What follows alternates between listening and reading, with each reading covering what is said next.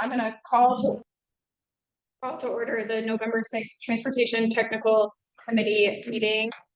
We're going to skip to item 4, presentation, in hopes by the time Dart is done with their presentation that we have 2 others that we can go on. So real quick before Tony gets up there and got the introduction, I just want to acknowledge the camera is not working today, so I apologize for the folks online that we don't have a working camera, but hopefully you can still hear it, and you'll just have to be audible in your, hey, I've got a question or what have you. So hopefully we'll get that corrected. We do have a forum now. Perfect. We bought enough time. All right. Sorry, I'm going to go back to item number 2, vote on approval of the agenda. Are there any comments or questions on the agenda? If not, for motion? I'll move. Second. Yeah, there's a motion and second. All those in favor say aye. Aye. Any opposed? Thank you. Our agenda is approved. Item 3, the approval of the October meeting minutes. Those were provided in your packet. Any comments or questions? If not, I look for a motion. So,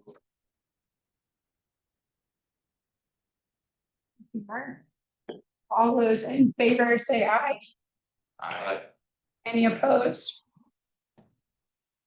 Our meeting minutes are approved. Okay, now with that, we will go on to item 4, Reimagine Dart presentation, gunning introduction. I just want to briefly say this is something we've been trying to do, having our members here speaking about products of regional interest. So we've had several of you up here previously. Today we're going to hear from Tony Philippine and Dart, and I'll end saying if you want to nominate yourself or one of your products for a presentation like this, we'd love to have you. And we'd also accept nominations of your neighbors if you want to point out somebody else who's here.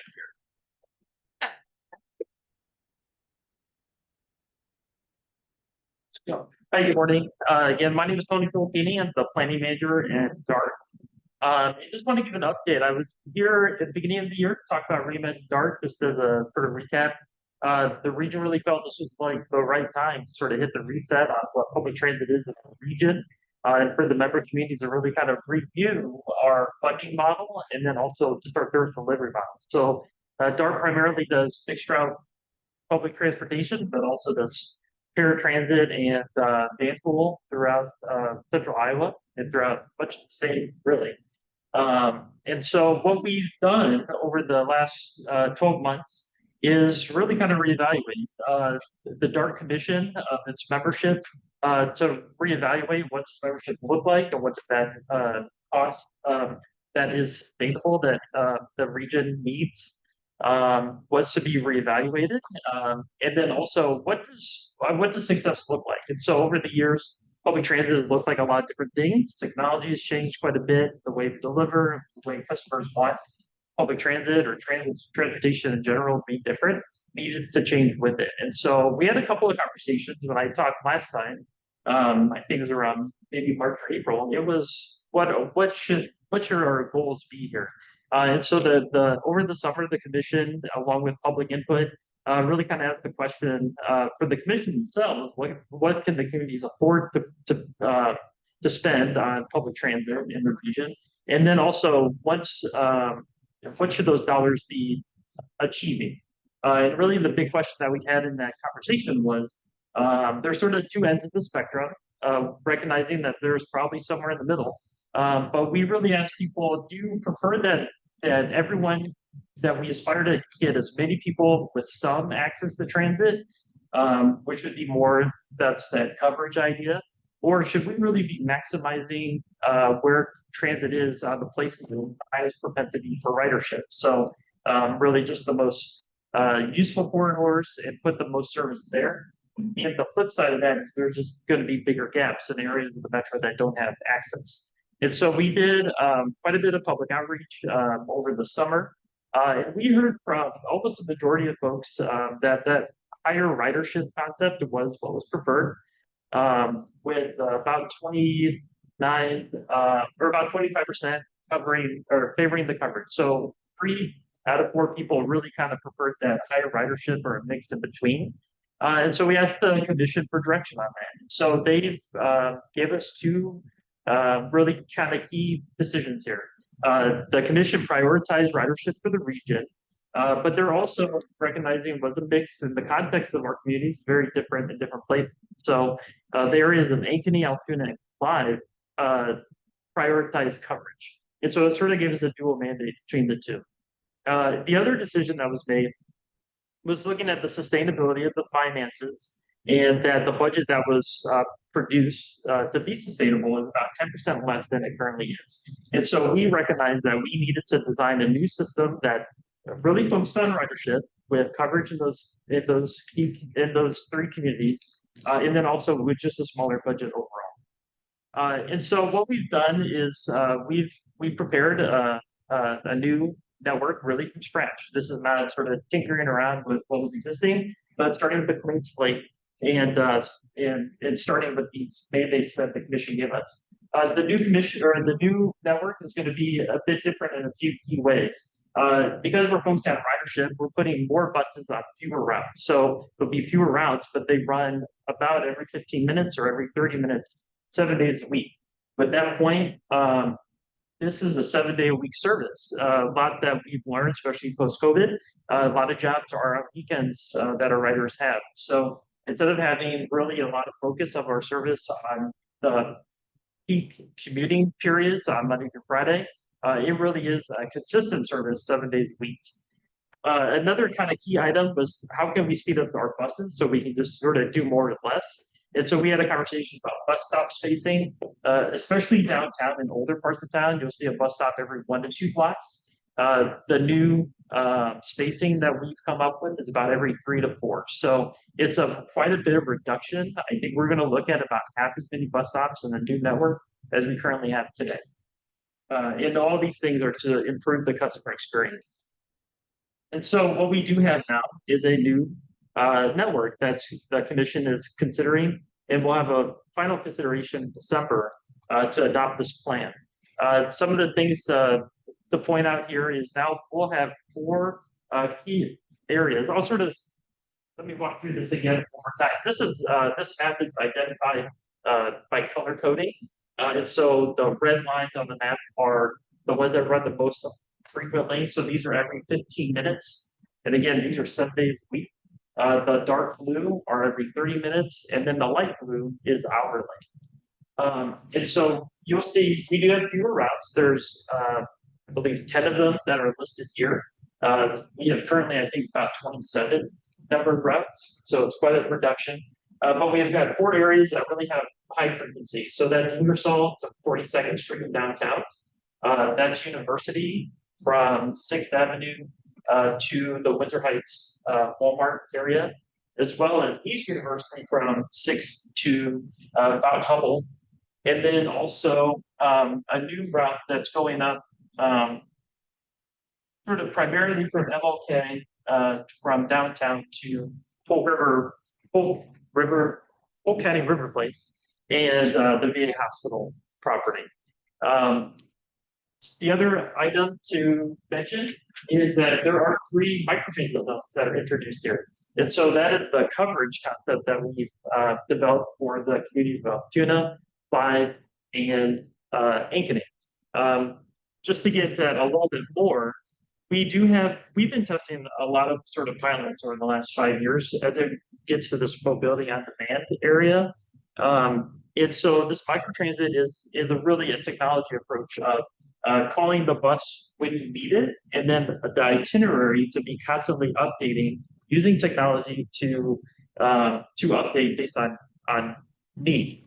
And so what we're going to be doing for the new microtransit to really kind of maximize the number of people we can serve is to go from a model that we've been currently providing up in Ankeny, which is really just door to door.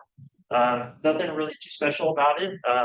In the sake that, wherever you are, it's where it comes to get you. It takes you to where you want to go. Sort of this new sort of hybrid model to be a bit more efficient is we're going to ask you to walk to the nearest major road. And so if you're on the cul-de-sac, especially, it's just going to have you come down to the corner so that the bus isn't trying to traverse some really kind of difficult places for a bus to be running.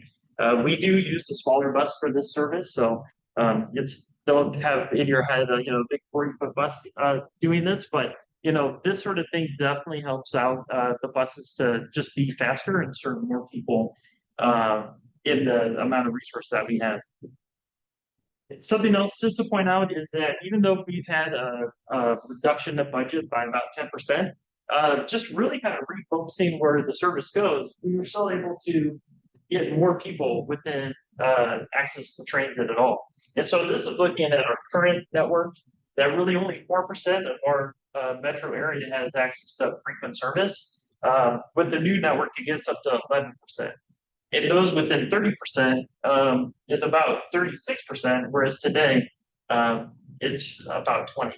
So and then just overall, improved it about 5% additionally throughout the region by just focusing more intentionally our services that way. So and then just sort of finally, like reimagined art is really multi-pronged. The network redesign is maybe one of the first major steps of it. The intent here is for the commission to adopt this plan by the end of this calendar year, and then we'll be rolling it out next year. The summer is our intended rollout for the new fixed route, and then in the fall to get our microtransit demand response services up and running. And then after that is some other elements of, especially the fare. We have not really, in this effort, we did not get into how much the bus will cost people, but that will be the next step of really evaluating what the proper fare should be and what these different services, how they should evolve that fare structure. We're just going to maintain our existing fare structure for now and make it fit within the mold of the new service. Also, the DART Commission is exploring a paratransit only membership level. So this would be for communities that are perhaps not large enough or can't prioritize sort of the fixed route element of having public transit in their communities, but still value that jurisdictional metro-wide paratransit, especially for those community members that have disabilities or unable to use other mobility ways. So that's something that the commission is looking at. There's also a workforce shuttle pilot that is being explored. And so this is just to say, there's sort of a big basket of things that the DART Commission is looking at as it relates to providing mobility services for those member communities. So with that, happy to take any questions, but that's the progress that we've made. Question on the microtransit. Yeah.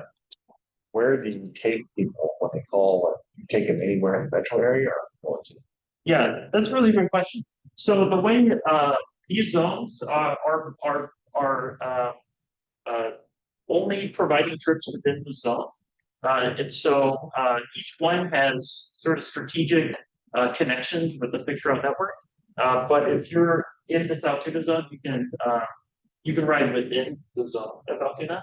Likewise, Ankeny would be staying within Ankeny. But we do have those other services to connect them between the rest of the community.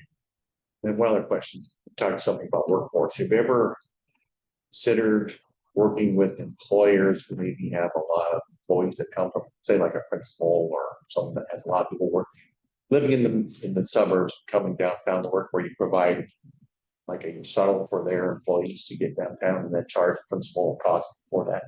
Yeah, that's right. So one of the arms of DART is the van pool program. Before COVID, there was quite a robust amount of employees that they would be assigned a van pool together. And that is a cost neutral program in which what people pay pays for that service. And then a lot of times a lot of companies will actually pay and subsidize that for their employees. We saw a lot of success with that, especially just before COVID. Rural transportation and getting those manufacturing plants, especially like Pella and Newton, they really benefited from a program like that. Is the consolidation of bus stops, is that something that's gonna, I mean, we've already worked together doing some of that in our city. Is that something that's gonna happen like gradually, or is it like you guys are gonna do like when we go out, do consolidate these starting in 26 or 27 maybe. Yeah, so, so our intent is actually, because all the routes are changing, we need to update all of our signs, as we go about it, Oh, because they have broad information on them. There also, this is just an opportunity to sort of reimagine Dark to, strengthen our brand, and so, signs will be redesigned to be in aligned with our modern brand. And so this is just an effort in which over the next 9 months, we'll be installing brand new signs at all these locations and making that switch over the summer. It's not going to happen overnight, definitely, but it's like a love project, yeah. And then when you talk about the fair study, is there, will that look at like events? It's like Dark, for example, when you help out or do a lot of work with the state fair. Is that gonna look at like those costs too? I mean, to there's quite a bit of. it's possible. It's too early to say. Okay. But that will be next to be considered. Okay. And I know that some of this might be a forward-looking question, but also realizing that there's an ebb and flow to communities coming in, communities coming out. It looks like here with the changing philosophy of focusing on ridership rather than coverage, that if another community in the metro area would have an interest, that what you would offer would probably be micro transit. Is that fair to say? Or is that case by case basis? Don't know. Hard to say. I don't have an answer. It's charting new territory. So I think I would imagine the metro, the commission would be very interested in having discussions, but I was just looking at the map, like a lot of the suburbs, that are outside of the core area, it's micro transit. yeah. Okay.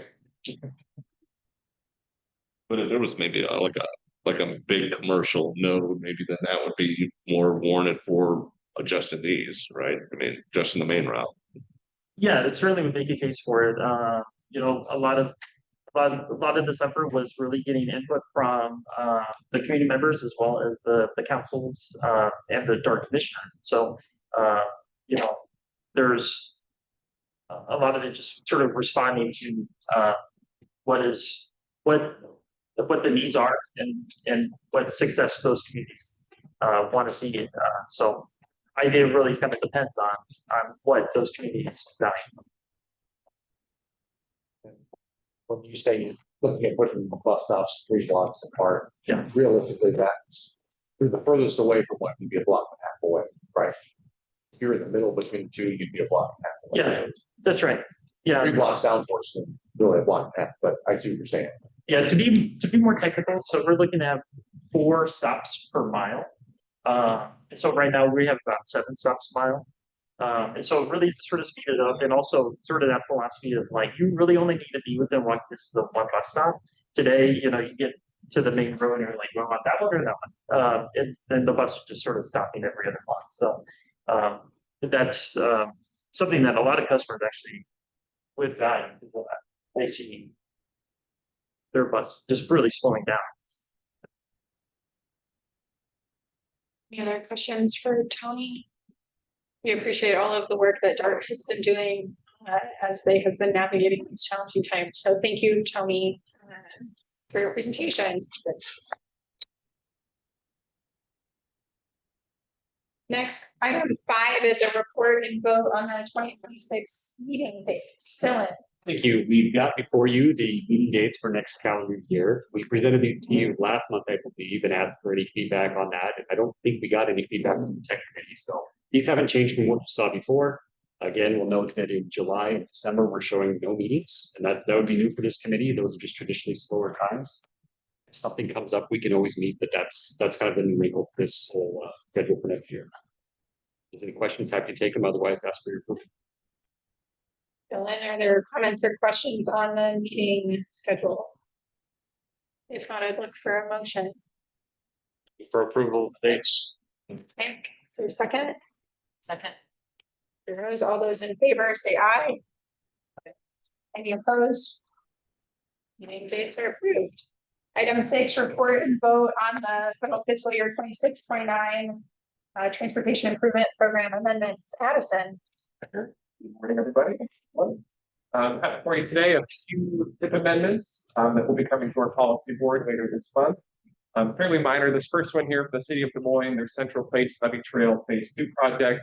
They've requested a termini description update, which you can see there at the bottom of the packet. Second one here.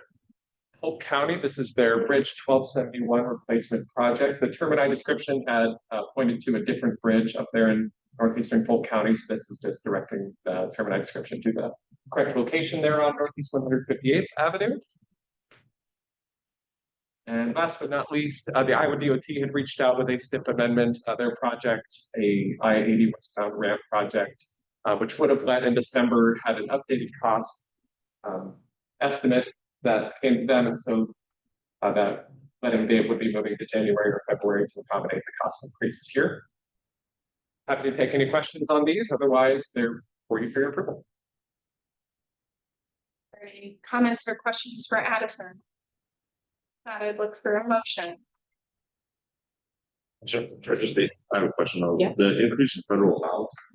So where does that come from then? How- So that's National Highway NHPP, so not from MPO SWG funds. And they're just able to just give increases as 30%.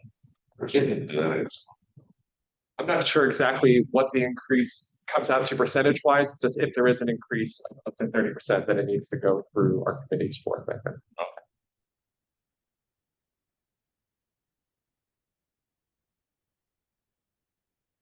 Any other comments or questions? Is there a motion? Motion to approve. Mark, is there a second? Seconded. Thank you, John. All those in favor say aye. Aye. Any opposed? Those amendments are approved. Item 7, report and vote on the Unified Planning Work Program amendment. Dylan. Thank you. We've got one item that is, the MPO over the last couple of years has awarded the cities of Altoona and Bondurant jointly funding to do a Pell study to identify a new interchange between the existing Mitchellville interchange and the furthest east Altoona and Bondurant interchange. Typically, when we get money for a study, we will put that in our work program. That just makes it easier administratively to get that done. Everything. So this would just be to take that money that is SVG funds and put it in our work program. It's already in our tip. We just need to put it in the work program, and that unlocks Altoona and Bondurant's ability to go do their study. So there's really no change from the MPO operating budget or anything like that. It's just kind of a hack that we put in. So we'll put that in the work program and ask for an amendment here. If there's any questions or comments, I could take them, but otherwise, I'd like your support on that. They are hiring a consultant to do that. Is correct. Yeah, exactly. Good. Any comments or questions? Thought I'd look for a motion.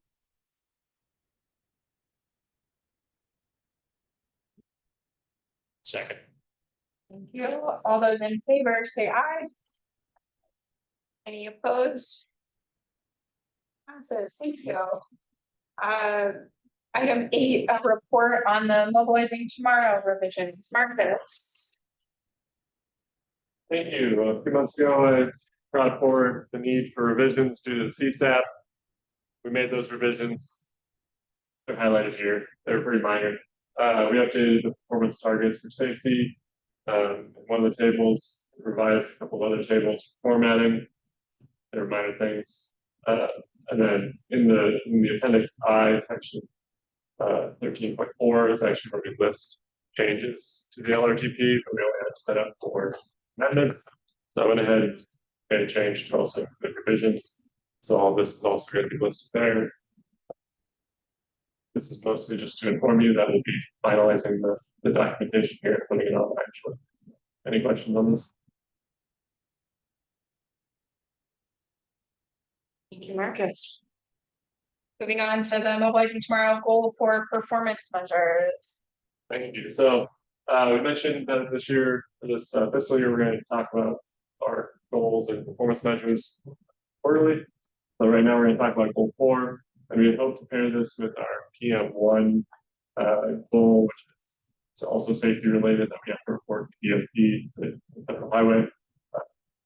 But we're going to hold off on that until after the year is over, because it's positive numbers safety wise. So we're hoping that we can finish the year strong there.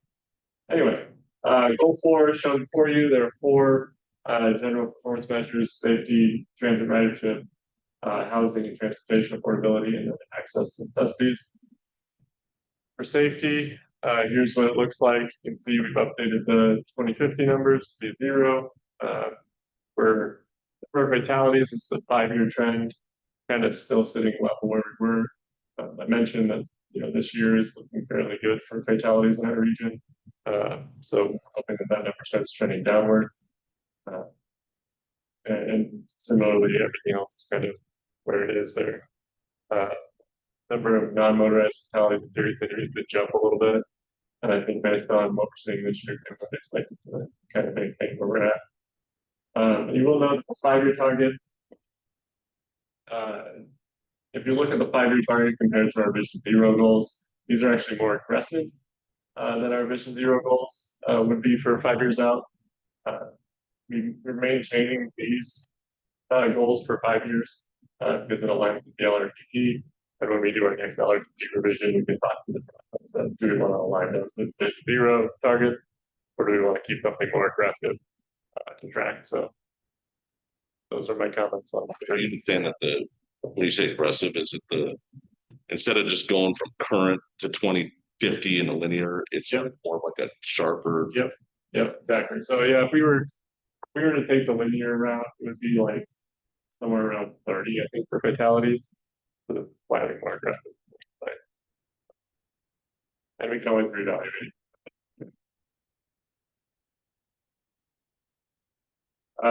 The other 3, total ridership for transit was trending upward again, which is great. That would have been fiscal year 24, if I remember right, Tony. 5-year target is 4 million. I think everyone's on track to hit that. I think with the new ridership model that Tony just walked through looks promising. Housing and affordability index, you see a slight decline. This is based on updated ACS data. So we're seeing slight improvement there. We'll see what happens when additional data comes out. I think it's more in line with current year 2025 numbers. And then access to necessities. We didn't actually go with an update on this. We're looking at changing the methodology a little bit. Right now, we just do a straight line buffer off of our multimodal corridors and count the number of households. And that doesn't necessarily factor in streets or the network connections that we have. So we're looking at potentially changing the methodology of that. So right now, there's really no update to that number yet. Do you have past year? How far back past years do you have of this?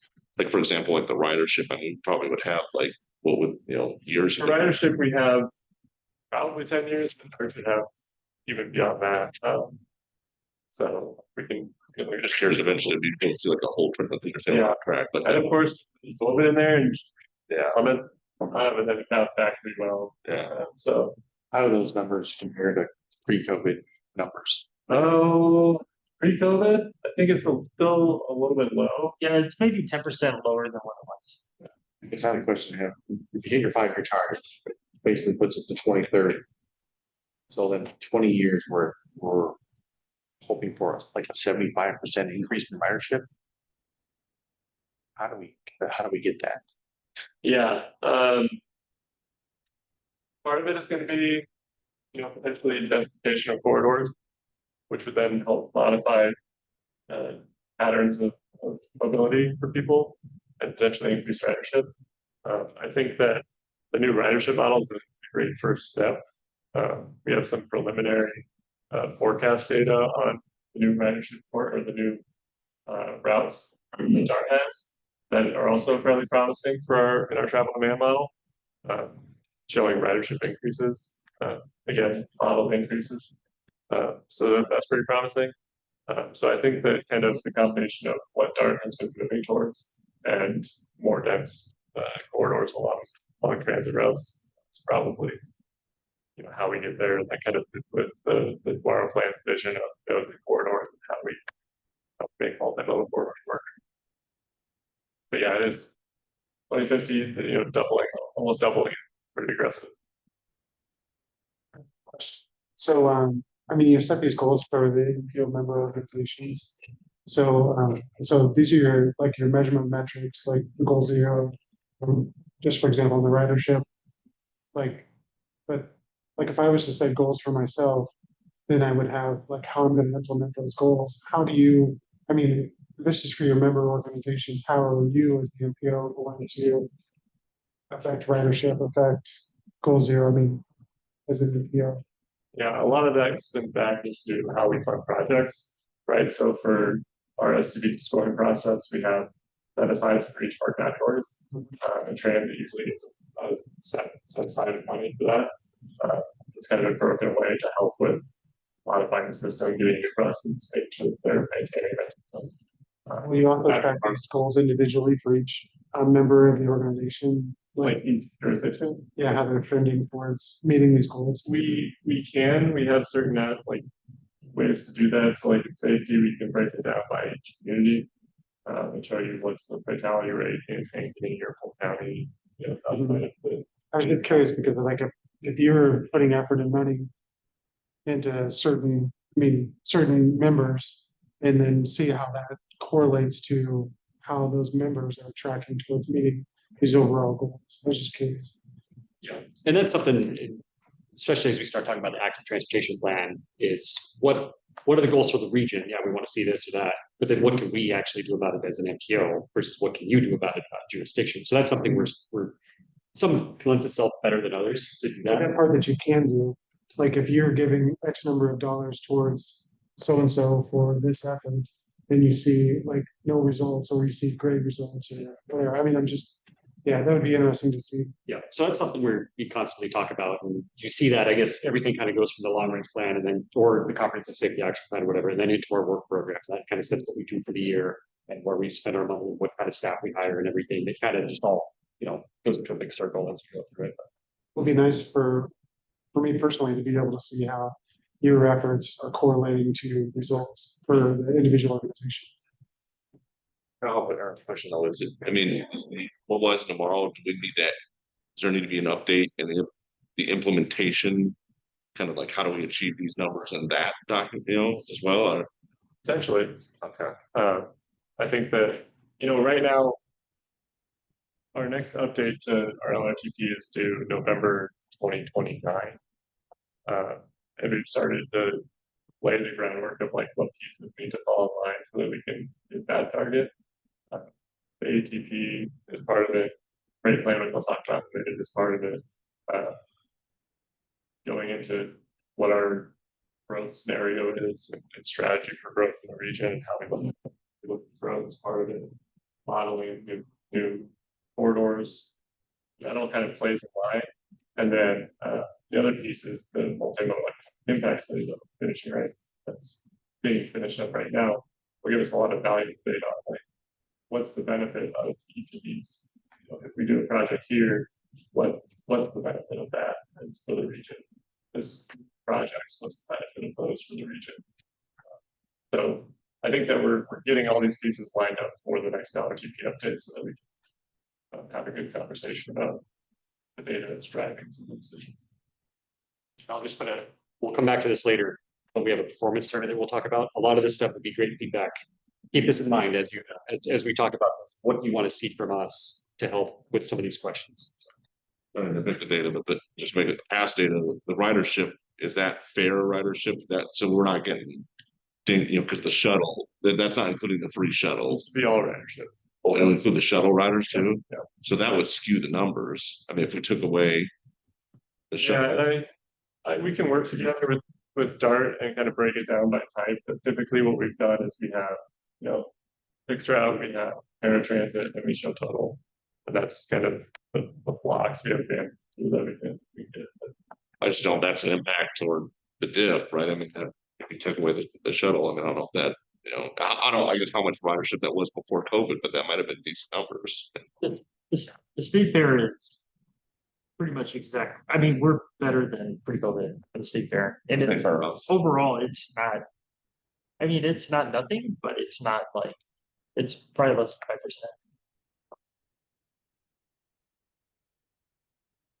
I assume all of these targets and that criteria, to Aaron's point, are being shared with the committee that's reviewing the scoring criteria for SUG so that they can be influencing that as part of that discussion as well.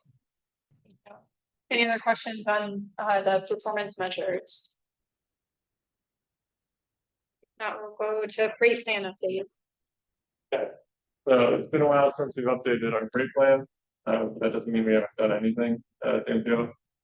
So just a little bit of history on the freight planning efforts. We had a study and plan in 2002. We had a plan in 2006 that were both updated.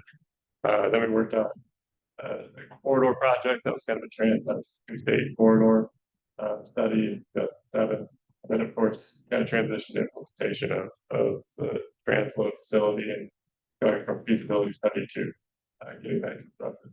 There's been a lot of work being done in freight, but we've actually updated our goods movement process with the freight study for the region in quite some time. So we're starting to think about how we do that. The first thing is we've had a lot of conversations about, previous plan that we have on the books is talking about goods movement and what goods are coming in and what goods are going out. Well, that's great. It doesn't really get to the point of like, how's the freight moving on our system and what are those kind of impact points that we have. So with the freight study, we're hoping to kind of prioritize more on the side of what is the infrastructure doing to support freight movement and less on how much corn and soybeans and everything are moving into the region. And then the primary focus, of course, would be on rail, aviation, highway, because those are kind of the three major modes. And then we'll look at secondary modes of pipelines and waterways. Freight waterway movement in our area, but we do have waterways, so we need to include it, and it'll be very quick. The pipelines are one that we always need to consider in that part, right? So a lot of text on the slide, but generally thinking, we want to figure out what's coming in, what's going out to a general sense. Not get into too much detail. We want to know how it's moving about the region, where are major truck routes, where are bottlenecks and impediments, and then what can we do to fix those, and then where are there potential land use efficiency issues when it comes to freight movement. So a good example of this is like the future 435 corridor being an interstate would potentially draw more freight movement to that corridor, and how does that impact land uses adjacent to that corridor. We also are going to collaborate with our regional freight stakeholders to get an understanding of what are trends that we need to be thinking about in the future. Again, our last plan is 2006. A lot has changed since then, so we need to kind of know what's on their minds in terms of major trends. And then we want to sit down and walk through a SWOT analysis to understand, what are our strengths and weaknesses in the freight area and what are the opportunities that we have, so that we can help prioritize projects that can advance those. And then, of course, like I mentioned, this feeds into our next long range plan. Our current long range plan is pretty light on the freight side. That's about like the projects, aviation, uninterested move, things like that. But it doesn't get into the impediments and what can be done for our system. So a little bit of work has already been done, and we have this task for you. As jurisdictions who have freight moving in and about your communities, we would love to hear some of the issues that you have, where you have impediments, where the freight users are going to and from, who's the major player, really anything. So if you go to that QR code, it's about a 10-minute survey right out of just going through kind of the simple questions of like who's doing what, where's it going, how's that working. And then we have a second survey for our stakeholders that we've sent out to the roundtable, and we'll send out again to get more feedback, asking you similar questions. What are you moving? How frequently are you moving it? What are the major impediments that we can consider, and then hitting on those trends. So that's the major piece right now that we're moving on. There's one item that we did want to know that you have access to already. I think a year ago, there was some conversations about what are truck routes in the region and how it's truck route planning been working, where we need to do some work on truck routes. So we had some work done kind of analyzing everyone's city ordinances around truck routes, pulling that together, and then we did some mapping work to collect truck routes in the region. So we have a map on our website, and this is just a screenshot of that shows, what are identified truck routes by jurisdiction, and lays that out with the national highway, freight network that we have in my dark blue. And of course, if you have updates to your truck routes, if there are new routes, if it changes, you want us to consider moving some routes. If you have additional regulations, please let us know about those. We can definitely dig into it and make any changes necessary. But it's just good to know. And I know that several communities have the approach of we allow it, except on a few locations. And we're still working to figure out the best way to kind of deploy that. That's like restricted areas for trucks versus where we should be encouraging trucks to go. So once we get to all those kind of nuances finalized, they'll be have to. Any questions on it? Any questions or thoughts on pray for the Where's the link to the truck routes that? It's if you go to our website, it's under maps and data. Okay. And then it'll be in that top section listed as truck routes. Just gonna include it in the post meeting email if you'd like. Oh, yeah, that's good. It's all right on there, under maps. And then I guess the freight, are we talking about getting down to like, I mean, we have obviously, since the plan's been updated, a lot more like data centers. I mean, wouldn't that be a function of freight with how much water they require, and obviously the freight of cooling equipment and servers and stuff, or does it not get to that? I would say put it in trends as a topic. We will talk more about like warehouses, because warehouses have been popping up a lot more in distribution centers. I think Amazon, how that works out, that's a major change from 2006.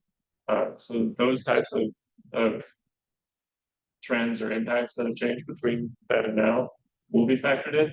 I'm not sure about data centers yet though, but I just didn't know how much water they require. Yeah. From traffic. I mean, we don't have but I mean, I know we have a lot of them in our metro now, but yeah, we can look into it. They're building heavy generating freight. okay. You said the dark line, the national. Yeah. Map. Yeah, so you got the interstates, and then you have generally what are called like critical urban freight corridors, where we can actually have some federal money to go into. I guess if I look at this map, it seems somewhat surprising to me at Highway 5 and 65 going around the south and east are not dark lines. Yes, and that gets back to once it's an interstate, we can add it to this because it'd be an interstate. We also have put in requests to DOT. They've made asks and we've requested different corridors be added to the critical urban freight corridor network. That list is essentially, it's defined by each state how much mileage everyone gets. So that we put in, here are the corridors that are really important for freight in our region. And then the DOT gets to analyze those, say yes to you, no to you, yes to this one. And try to balance that while they look at big white corridors. So that's why you get some very odd connections here where it's like, why are we going up forward? Just to have okay, stops there. And then connecting to the city more. It's really a corridor. So that's why those things are coming up. And then of course the bypass is moving there is an obvious one that needs to be added. So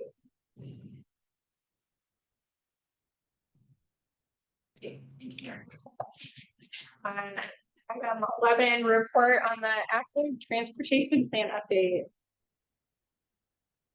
So again, and just a brief update here on the active transportation plan. First order of business is just an expression of gratitude for your time over the past 3-4 months with the walkabouts that we've been doing in your communities. We really appreciate you taking the time to go out and walk with us, cross intersections, take some risks and tell us about your community's priorities when it comes to active transportation, along with all the other topics that came up. So you've heard a lot from us, we've heard a lot from you. Seeds have been planted. We're looking for those to germinate over the next few months. We're excited for that. Photos up here, looks like Dylan walking with Steve, and then Madeline there on the left with Allison and Brian and Janet. So again, thank you. We waddled through 15 communities. We also met with DART, the Iowa DOT, the airport staff. We've been working with our neighbors, the Iowa Department of the Line, and as well as some other regional stakeholders. So thank you. As we're distilling those conversations and what's come out of those, Allison, myself, Janet, the rest of the team, there are some foundation and pillars that have been coming out, and we'll just do a kind of a brief highlight of those here. The first one being Vision Zero. We do have our Vision Zero commitment for 2045, and that is the North Star of the MPO for our plan, and being one of those mechanisms that moves us towards both that goal and all the other goals that Marcus was discussing with us earlier. The MPO uses any and all mechanisms, including the ATP, including the freight plan, the public participation plan, to move us towards those goals. So the active transportation plan being one of those mechanisms, we're seeing, as we're distilling these themes, we're looking at how it can progress us towards a safer active transportation system, and realizing that, seeing that these localized solutions will not, what works for Urbandale won't work for Clive, what works for Des Moines won't work for a city like Cummings. So those localized solutions on an urban, suburban, even a rural basis are important, coordinating those as well.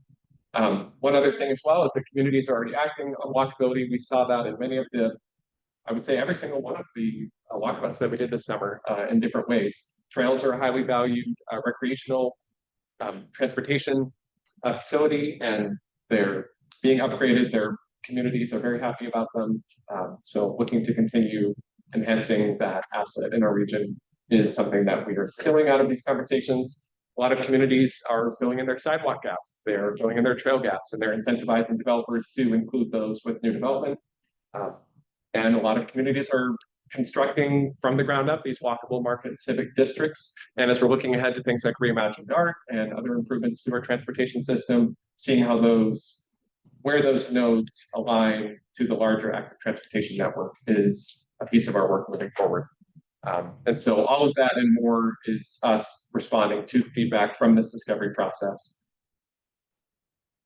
One more slide here. So when we meet again in January, just a few things to look ahead to.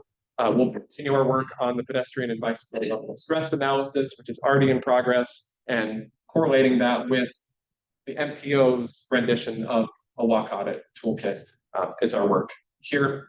Allison, especially Allison and I will be going to these listening sessions, hosting these listening sessions. I think we were talking earlier today, invented or invited sessions. So we'll be doing many of those through the winter. And so we have a session request form. If you know of a group in your community that would be interested in having us come and be a fly on the wall and listen, or even present on our work, we would be very happy to get that request from you. And then on the topic of requests, when it comes to freight and active transportation, we will be rolling out kind of a large, I don't want to say large, but a consolidated with freight and active transportation data request for these plans moving forward. So keep an eye out for that to be coming in the next month. Happy to take any questions or comments at this time. I just wanted to give a brief update.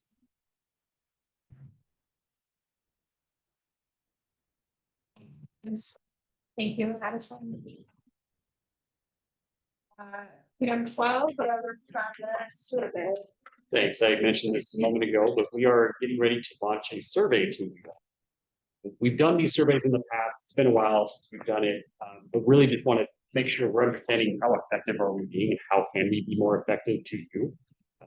And especially if we are targeting one. In the past, we've done one that's just kind of generic. We give Senate tech and executive policy. It's going to be like a one just for tech members because it's a little more nuanced for you. We want to make sure the tools we provide are things you actually, if they're not things you use, how can we make it better for you to use them? What other things would you like to see us doing that, all those kind of things. This will really help drive not only our work program that we'll start working on early next calendar year, but also, as I mentioned, the funding review process. So some questions related to that. Questions about how to implement the Vision Zero effort that we've been undergoing too. So there's a few things that are really going to help help us pivot if we need to. Where do we go from here with some of these things? The survey link will be shared in a post-meeting email, so probably later today or tomorrow, hopefully. We'll ask for maybe a couple weeks to get that back to us so that we can be churning on this over the next few months as we, again, get into the next calendar year. So if there's any questions about that, please feel free to reach out now or when you get the survey from what is this, how do I answer this? You know, feel free to be in communication with us, but we do appreciate your feedback on these things. And when you say the funding evaluation, you're saying like, for example, the STBG scoring, Right. I mean, you'll be able to use that survey data to take to the committee that you formed the. Yeah, exactly. There's a few things in there that we have talked to the committee about and we've gotten their kind of general sense on, but we want to hear from you as well. How would this impact you? This is a change you want to see or not see. Like to see is how, like what we talked about previously, how the goals that we're trying to achieve translate into like, because you guys plan, but your only real control in this is how you're dispersing funds. So how the goals would translate into scoring criteria, which I would hope would be shared with everybody when we're pushing projects forward, that we have some idea about what, you know, if how successful we're going to be based on the scoring criteria, and then also see how they're actually scored when the selections are made.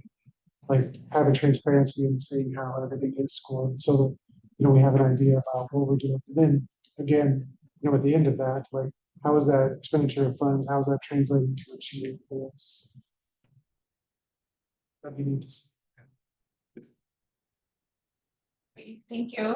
We will look for that survey and provide our input. Informational items, upcoming events are included in your packet.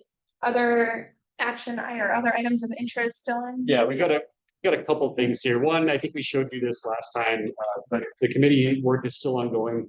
One thing to note, we were down a committee member, so now we filled that. Matt McCoy from the county will be the final representative on that. We'll meet again here in 2 weeks with the review committee again. And we'll keep you updated as we go through it. You want to go to the next item here. One thing we just wanted to make you aware of, and now hopefully that map isn't too washed out, but we've been approached by some of the communities in the northwest part of the metro. So Polk County Conservation, Grimes, Ranger.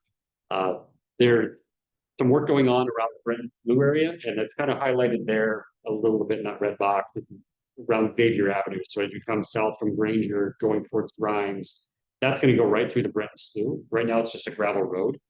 But as that park, Polk County Conservation is taking over that area, it's going to become a county park. It's going to become not a lot of traffic, but it's going to become more than a gravel road. So there's trail connections that go through there. There's roadway connections, there's bridge, there's Beaver Creek with the Brenton Slough right there. There's a lot of things to consider. So they've come to us asking, can the MPO help facilitate that process? And we've only had a couple introductory meetings with them. We'll be talking with the executive committee later today about this too. But we just wanted to give you a heads up that that is something that might be coming down the pipe.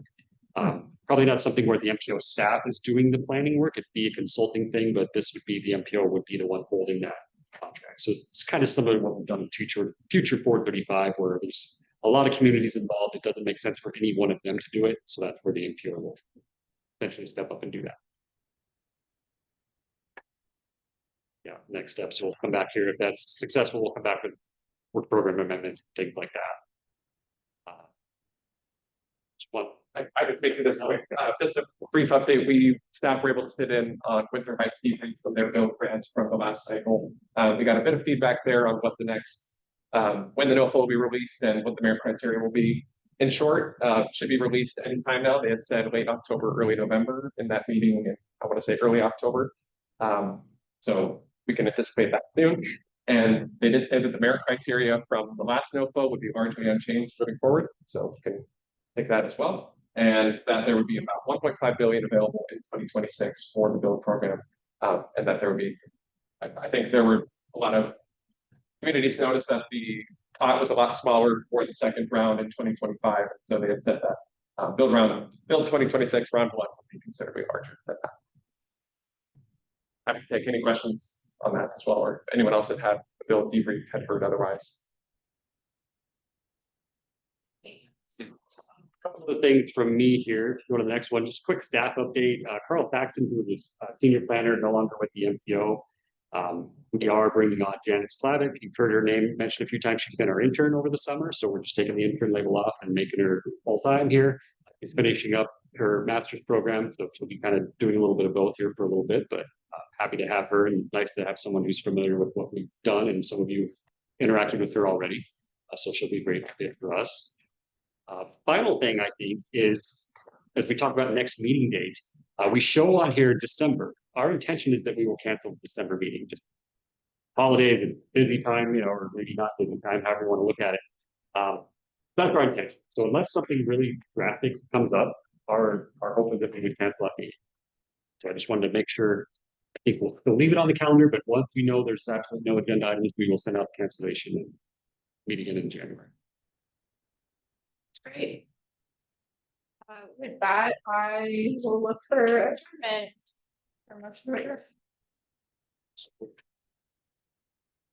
All those in favor say aye. Aye. Thank you. Thanks, Brad. You're not gonna use the gavel.